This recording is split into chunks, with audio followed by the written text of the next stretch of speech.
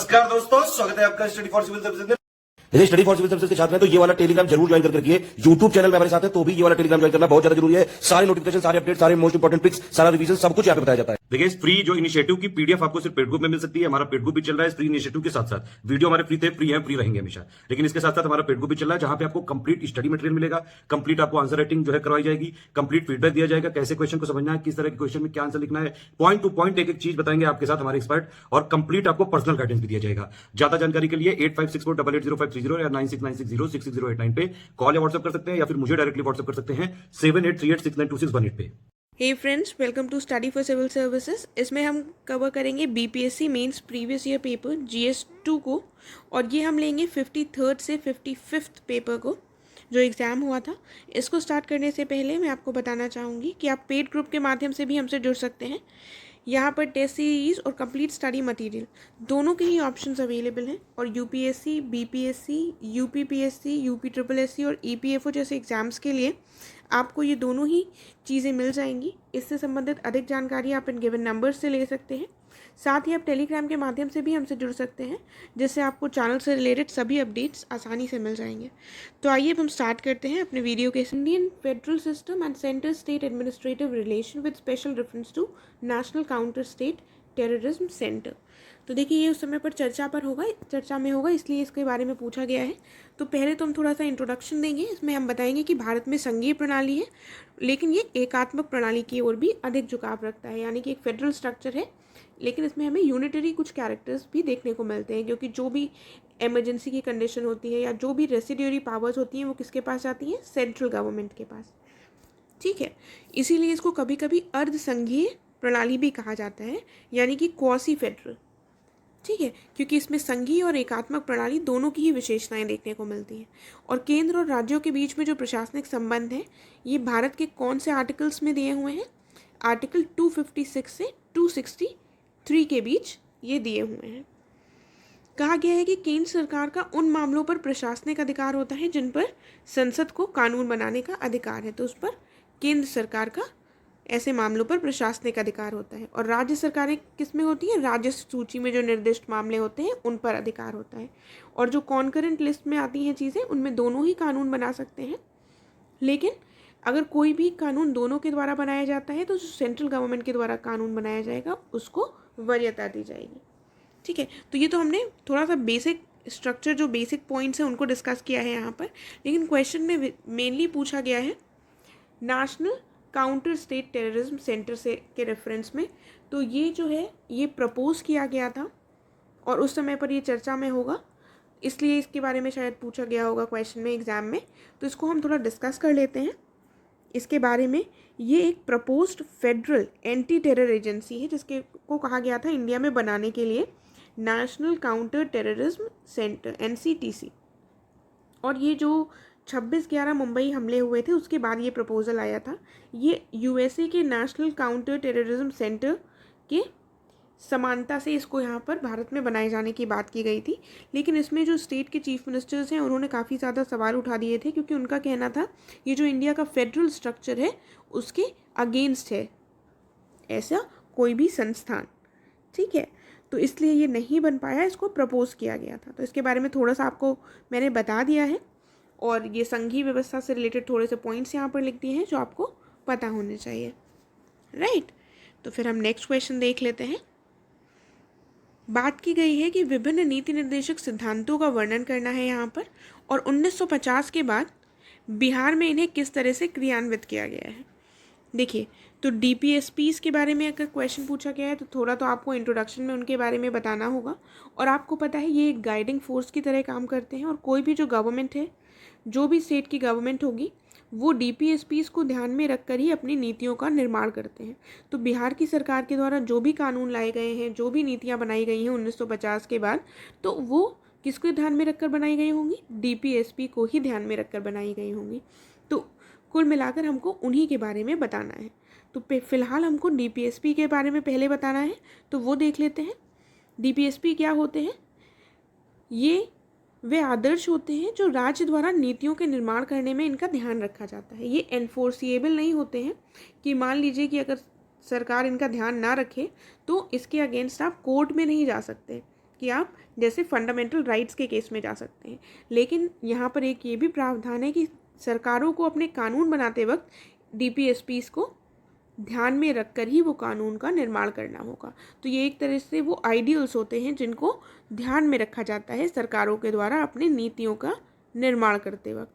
फिर कहा गया है ये गैर न्याय संगत है, यानी कि नॉन जस्टिसिएबल है, जो कोर्ट में इनके अगेंस्ट नहीं जाया जा सकता है। इसका मतलब क्या हुआ कि उल्लंघन होने की दशा में अदालतों द्वारा लागू इनको नहीं किया जा सकता कि हम अदालत में चले जाएं। ठीक है। और अनुच्छेद जो 37 है इन सिद्धांतों को देश के शासन में अत्यंत महत्वपूर्ण बताता है। आर्टिकल 37। DPSP का उद्देश्य क्या है? समाज की सामाजिक और आर्थिक स्थितियों को बेहतर बनाना, यानी कि सोशल और इकोनॉमिक कंडीशंस को बेटर करना, एक वेलफेयर सोसाइटी, एक वेलफेयर स्टेट स्टैब्लिश करना इसका ऑब्जेक्टिव है मेनली, राइट। तो इसके अंतर्गत कौन कौन से DPSPs आपको सारे याद होंगे मेरे ख्याल से, और अगर नहीं याद है तो ये बेसिक आर्टिकल्स हैं कॉन्स्टिट्यूशन के, वो आपको याद होने चाहिए। एटलीस्ट आपको फंडामेंटल राइट्स, DPSPs, ठीक है, और फंडामेंटल ड्यूटीज़, ये तीनों चीज़ें लर्न होनी चाहिए। ठीक है। तो आर्टिकल्स की बात करें तो आर्टिकल 1 to 51 आपको बिल्कुल अच्छे से याद होने चाहिए। उसके बाद आप थोड़ा कुछ छोड़कर इम्पॉर्टेंट आर्टिकल्स पर फोकस कर सकते हैं। ये तो मतलब बेसिक है, राइट। तो देख लेते हैं यहाँ पर इसमें किसकी बात की गई है। बच्चों को मुफ्त और अनिवार्य शिक्षा देने की बात की गई है। अनुसूचित जातियों के आर्थिक हितों को बढ़ावा देने की बात की गई है। वहीं पर अनुच्छेद 41 के तहत मनरेगा जैसी योजनाओं का क्रियान्वयन किया गया है। अनुच्छेद 47 के तहत शराब पर प्रतिबंध लगाया गया है। ठीक है। तो अगर हम बात करें बिहार में इसे किस तरह क्रियान्वयन किया गया है, तो बिहार की जो भी पॉलिसीज़ आई हैं अगर आप उनको देखेंगे, उनके बारे में पढ़ेंगे, तो वो कहीं ना कहीं DPSP के से ही जुड़ी आपको दिखाई देंगी। तो यहाँ पर तो मैंने कुछ एग्जाम्पल्स दिए हैं। इसके साथ आप कोई भी बिहार की जो भी पॉलिसीज़ है, जो भी लाए गए हैं वहाँ पर लॉज, उनको आप देखें और उनसे DPSP को जोड़ने का प्रयास करें। तो उनको आप यहाँ पर और एडिशनली मेंशन कर सकते हैं। ठीक है। तो किस तरह क्रियान्वित किया गया है ये आपको यहाँ पर ऐसे बताना होगा। अगला प्रश्न देखते हैं। इसमें कहा गया है किस प्रकार से भारतीय मॉनसून का परिवर्तनशील जो स्वभाव है ये भारत के कृषि को प्रतिकूल रूप से प्रभावित करता है। बिहार के विशेष संदर्भ में इसकी चर्चा करनी है, यानी कि how far does the variable nature of Indian monsoon adversely affect the planning of agricultural development in India. इसको स्पेशल रेफरेंस टू बिहार के संदर्भ में हमको डिस्कस करना है। तो कृषि जो है ये भारत की अर्थव्यवस्था की रीढ़ है, ये हम ऑलरेडी डिस्कस कर चुके हैं, आपको पता भी होगा। 50% से ज़्यादा लोग कृषि पर निर्भर करते हैं भारत में, कृषि या कृषि से संबंधित कार्यों में जुटे हुए हैं। भारतीय जो अर्थव्यवस्था है ये कृषि आधारित अर्थव्यवस्था है, यानी कि एग्रीकल्चरल बेस्ड इकोनॉमी है। ठीक है। कहा गया है कि भारतीय अर्थव्यवस्था कृषि पर बहुत अधिक निर्भर है और भारतीय किसानों की जो आजीविका है ये काफ़ी हद तक मॉनसून पर निर्भर करती है।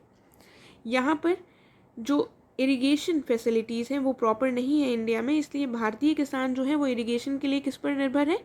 मॉनसून पर निर्भर करते हैं। ठीक है। यदि समय पर बारिश होती है तो उनकी खेती जो है वो बेहतर होती है, और यदि समय पर बारिश नहीं होती है तो फसलें नष्ट भी हो जाती हैं। ठीक है। 70% जो भारतीय आबादी है ये प्रत्यक्ष या अप्रत्यक्ष रूप से किस पर निर्भर करती है? खेती पर, डायरेक्टली या इनडायरेक्टली। फिर बात की गई है बिहार राज्य की।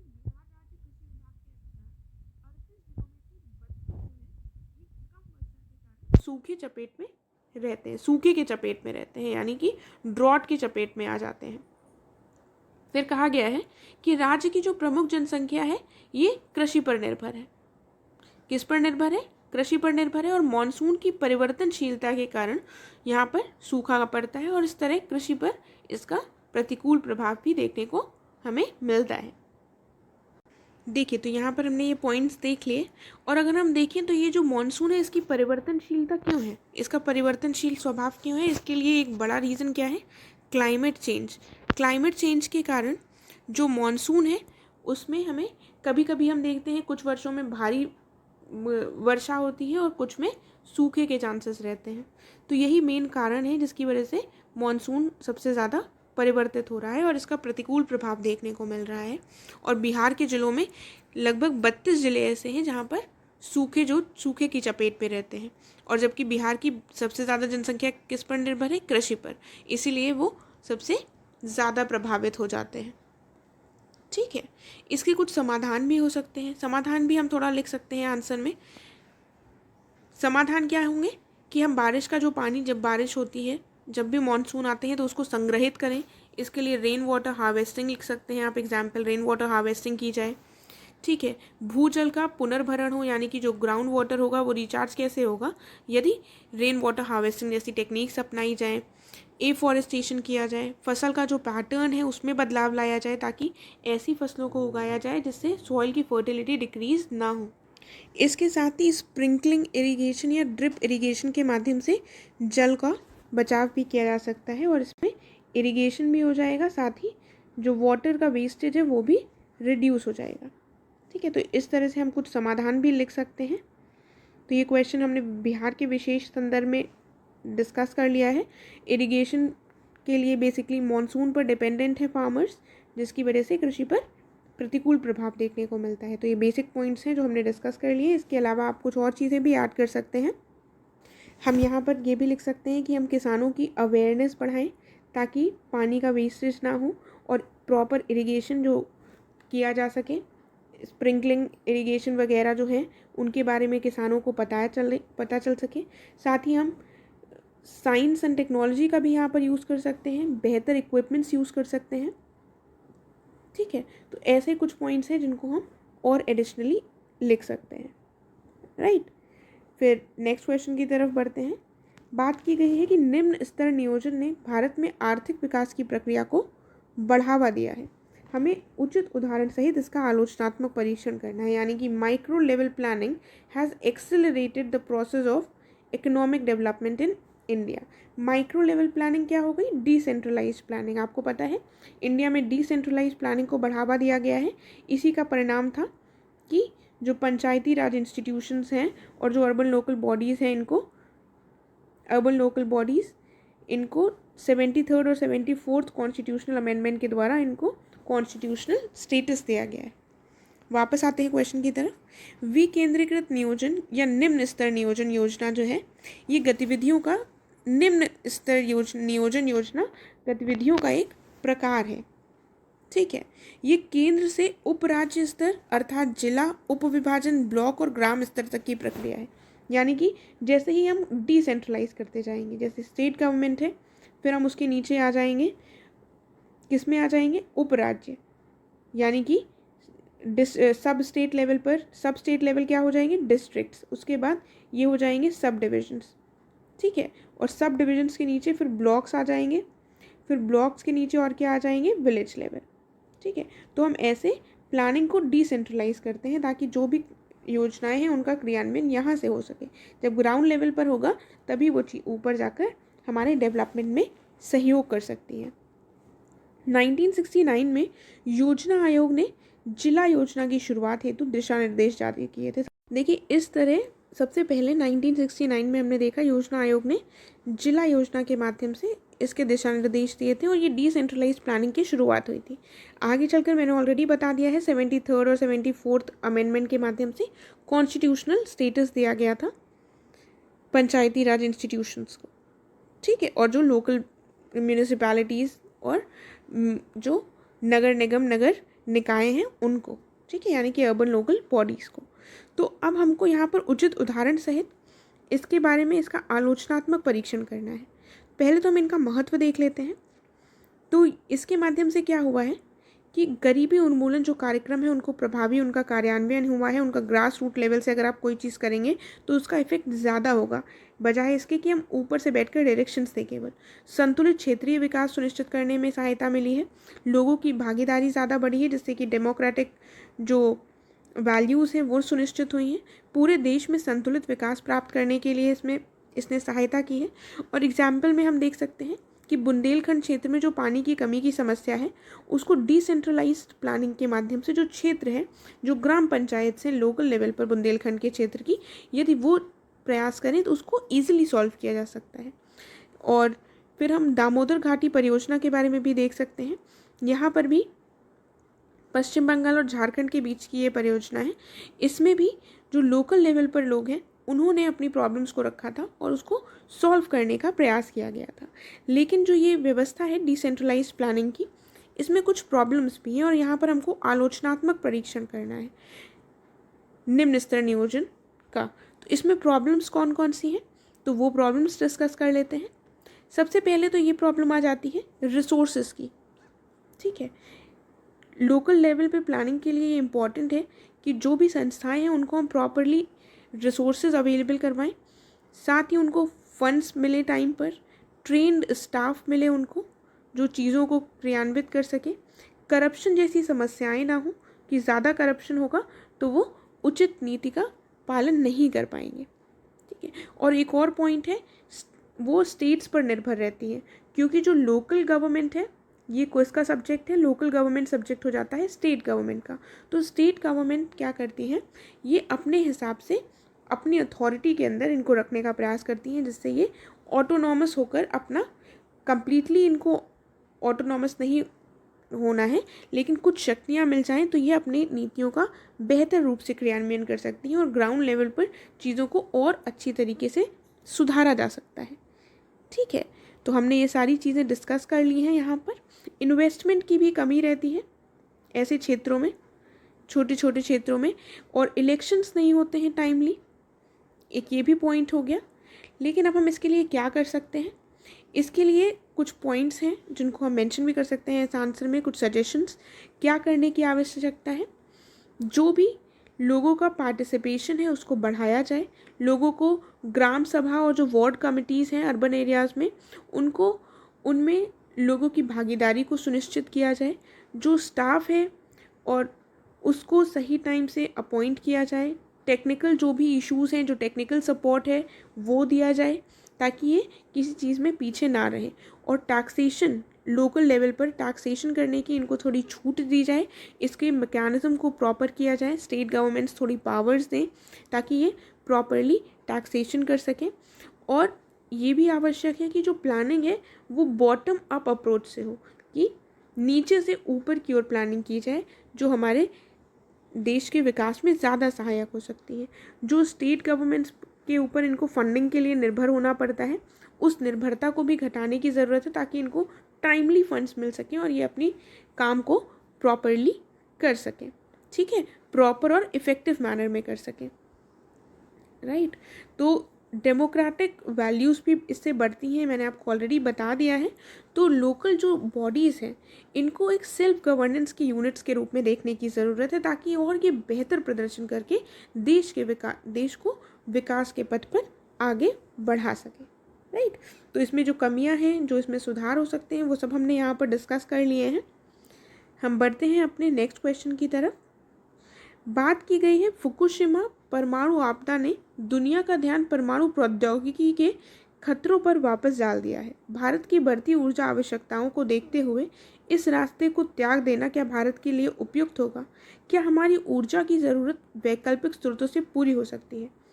देखिए, Fukushima nuclear disaster has put the focus of the world back on the dangers of nuclear technologies with widening gap in meeting power requirements of India.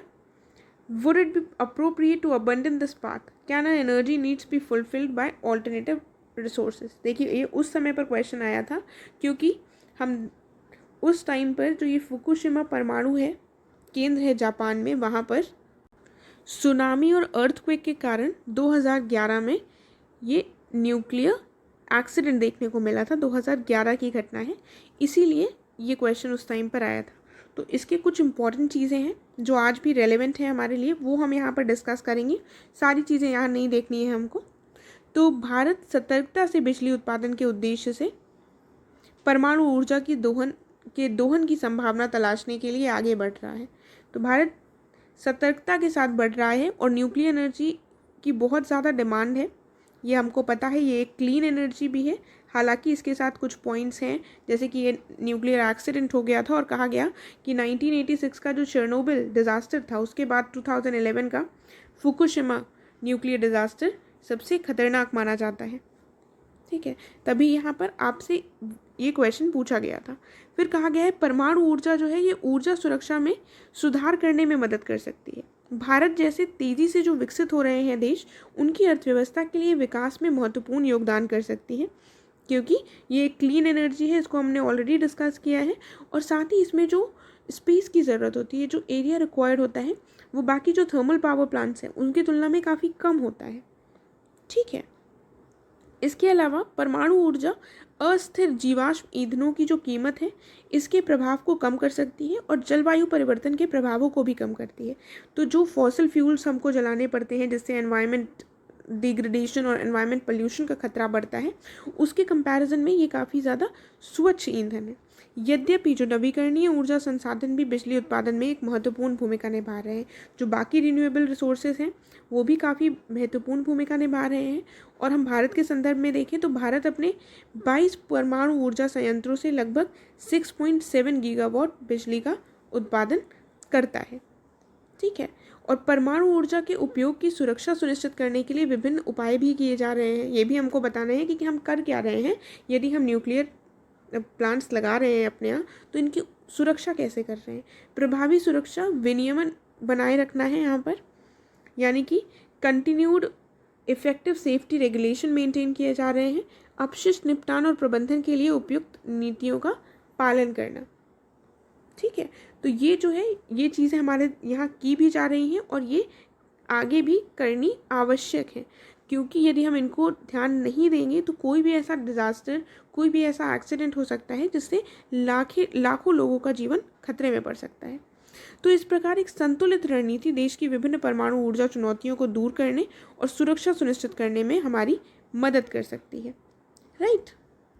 तो कुल मिलाकर आपको अगर ऐसा क्वेश्चन आता है तो फुकुशिमा से रिलेटेड तो नहीं आएगा, एक बहुत पुरानी घटना हो गई है, लेकिन आपसे ये पूछा जाए कि न्यूक्लियर पावर जो है वो कितना इम्पॉर्टेंट है, तो ये बहुत इम्पॉर्टेंट है। ये हमारी जो भी ऊर्जा की रिक्वायरमेंट्स हैं उनको फुलफ़िल करता है। फॉसिल फ्यूल्स से जितना एनवायरनमेंट पोल्यूशन होता है उसके कंपैरिजन में इसमें कुछ भी नहीं होता है। ये क्लीन एनर्जी सोर्स है, इसमें एरिया भी कम लगता है। ठीक है। और ये बाकी चीज़ों में भी ये एक अच्छा उपयुक्त उपाय है। लेकिन पॉइंट ये है कि इसके लिए हमारे यहाँ ये आवश्यक है कि प्रॉपरली इसके रेगुलेशन किया जाए, इसका जो वेस्ट डिस्पोजल है उसको भी प्रॉपरली मैनेज किया जाए, उसको भी प्रॉपर उसके लिए पॉलिसी ली जाए। तो कुल मिलाकर एक संतुलित रणनीति अगर हम अपनाएं तो न्यूक्लियर पावर को हम यूज़ कर सकते हैं और इससे बेनिफिट ले सकते हैं, क्योंकि इंडिया जैसे डेवलपिंग कंट्री के लिए ये एक इम्पॉर्टेंट ऊर्जा स्रोत के रूप में देखा जाता है। ठीक है। देखिए यहाँ पर जो भी उपाय किए जाने चाहिए वो डिस्कस किए हैं। ऐसा नहीं है कि इंडिया में ऐसा होता नहीं है, ये उपाय किए भी जा रहे हैं, लेकिन इसको और प्रभावी रूप से लागू करने की ज़रूरत है ताकि कोई डिज़ास्टर जैसी कंडीशन ना बन सके। तो एक वे फॉरवर्ड की तरह आप इस आंसर को कंक्लूड कर देंगे। अगर ऐसा क्वेश्चन पूछा जाता है, आप ये कहेंगे कि न्यूक्लियर एनर्जी की ज़रूरत है, आवश्यक चीज़ है, इसकी जो शॉर्ट कमिंग्स हैं उनको भी पॉइंट्स में आप या पैराग्राफ में मेंशन करेंगे, और एंड में कंक्लूड कैसे करेंगे कि एक संतुलित रणनीति की यहाँ पर आवश्यकता होती है। ठीक है। तो इसके साथ हमारा ये कंप्लीट हुआ। हम मिलेंगे अब नेक्स्ट लेसन में। Thank you so much.